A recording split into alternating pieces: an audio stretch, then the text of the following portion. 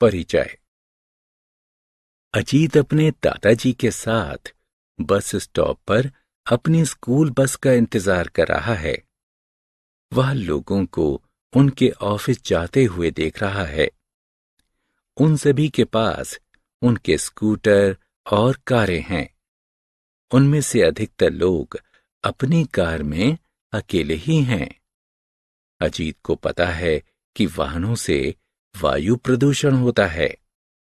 वह चकित है कि लोग पास के स्थानों पर जाने के लिए पैदल या साइकिल का प्रयोग क्यों नहीं करते हैं। यह न केवल प्रदूषण को कम करेगा, बल्कि उनके स्वास्थ्य को भी अच्छा बनाएगा। इस अध्याय में आप वायु और उसके प्रदूषण के विषय में जानेंगे। आओ सीखें। वायु के गुणों की सूची बनाना।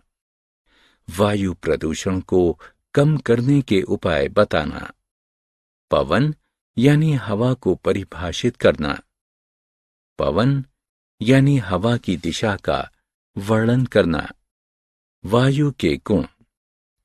हम वायु द्वारा घिरे हुए हैं। वायु गैस और अन्य कणों का एक मिश्रण है। यह सभी सजीवों के जीवन के लिए आवश्यक है। सभी सजीव वायु का उपयोग सांस लेने और सांस बाहर निकालने में करते हैं।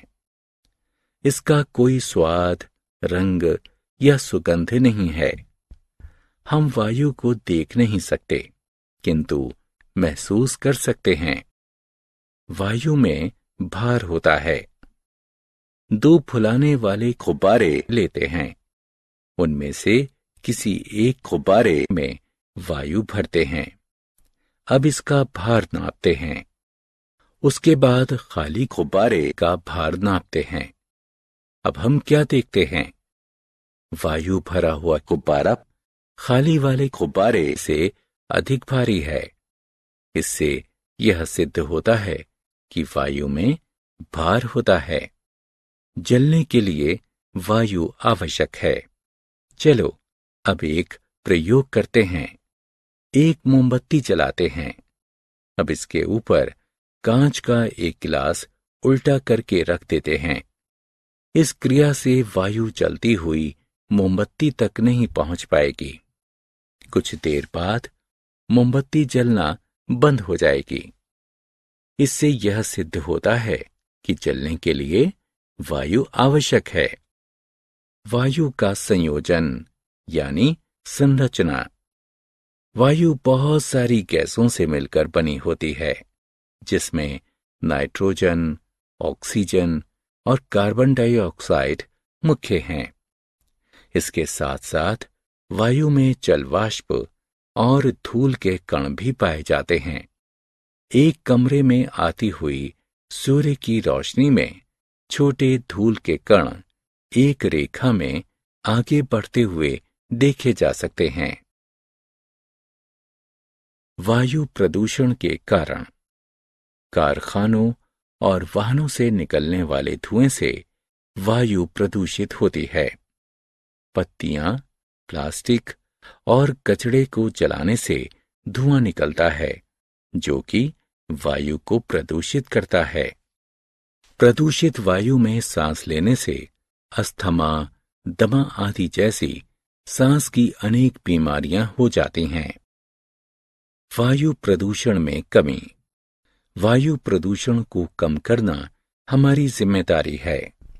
ऐसा हम निम्न प्रकार से कर सकते हैं।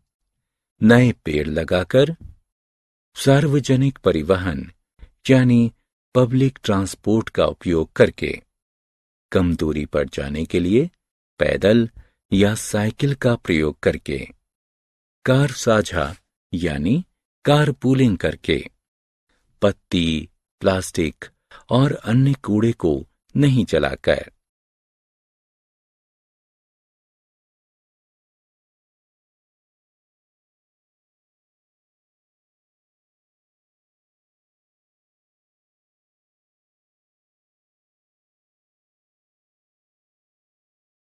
पवन।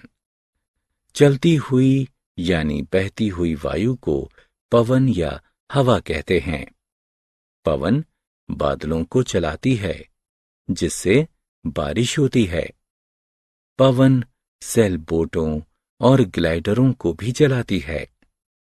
पवन ऊर्जा का उपयोग बिजली उत्पन्न करने में किया जाता है। पवन ऊर्जा का उपयोग जल को फेंकने में भी किया जाता है। पवन की दिशा।